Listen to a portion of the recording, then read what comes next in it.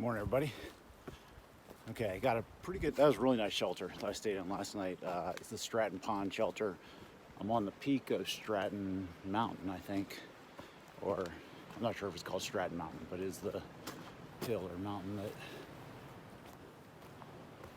is, okay, cutting myself off there because check this out. I'll head up there and talk to them up there, but take a little break here. Maybe try to get some breakfast.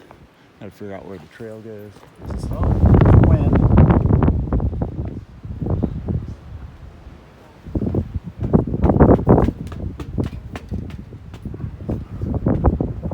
Wow. Look at this. Got a gorgeous day.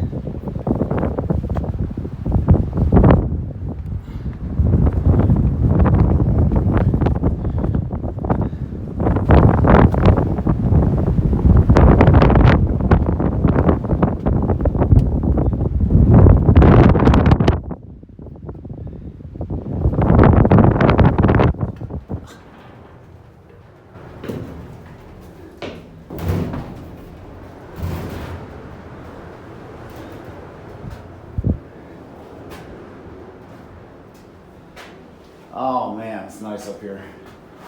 Well, the story I was going to tell, let me flip you around here.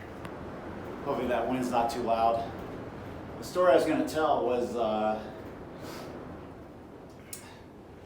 I didn't really break my stove last night, but I've had this one canister that I've never used any other butane canister than this one that I've been using since I started section hiking. I did section hikes back in March I did one in March and one in like late June or July, and they were both about 4 days each.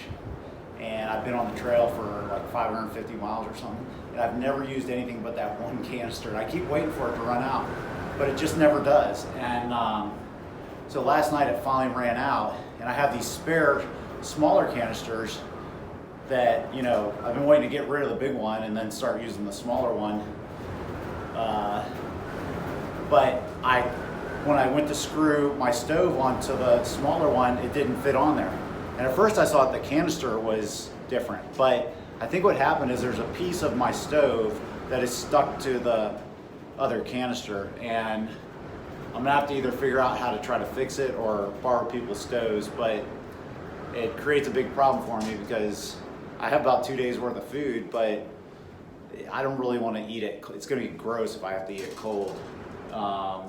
But I could borrow somebody's stove or try to fix this one. This woman down here that's a caretaker right here is going to boil me a cup and a half of water, so I'll get breakfast right now. But that's my new dilemma. There's always got to be something. Elbow's doing good. It's not really doing good. It's the same as yesterday, but the swelling's about the same. It's stiff and sore, but I think it's all right. It's just going to take a few days to sort of calm down or whatever. All right, head back down.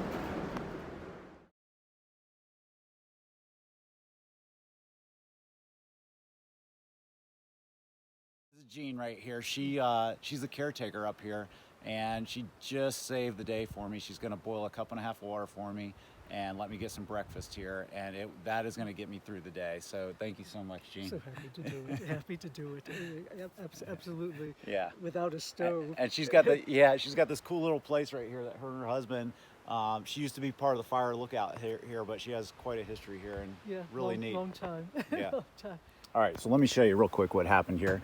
This is the only canister I've ever used in my hiking history. So, which goes back all of, to March of last year. But that thing has lasted me over 600 miles, which is pretty phenomenal. Anyways, here's my stove. That fits on there, but it doesn't fit on there because that is too small. But I think what happened is there's this piece right here actually is supposed to be, this piece right here is supposed to be inside here, and somehow it just like mated itself to there at some point, and I didn't realize it. So this lady is not only giving me boiling water, she's trying to find a pair of pliers for me so I can try to get this removed, put it back in there, and then I'll have an operational stove again. There's a few people in the neighborhood that might think this looks a little familiar.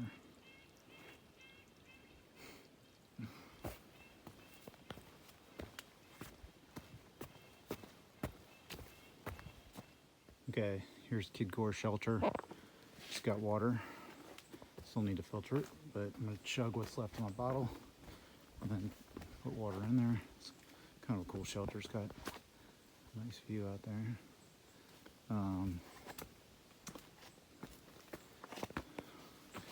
So I do still have a little food issue. Hey.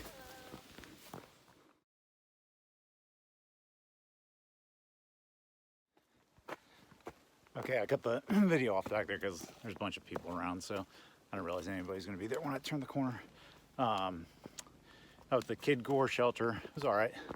It's pretty good. A gothic guy there let me borrow his stove, and it worked fine on the little Jetboil canister that I have. So I have plenty of fuel, I just don't have a stove. But luckily that guy helped me out, so I boiled up 2 cups of water and did a double ramen.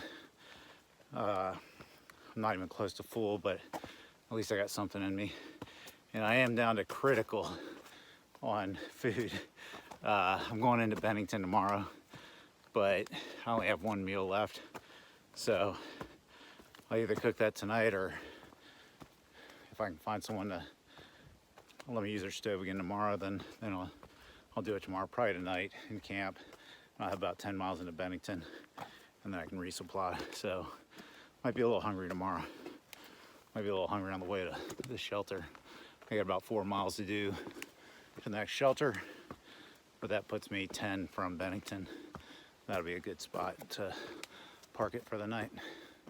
All right, so it's the end of the day. It's getting real pretty up here. Sun's beaming through.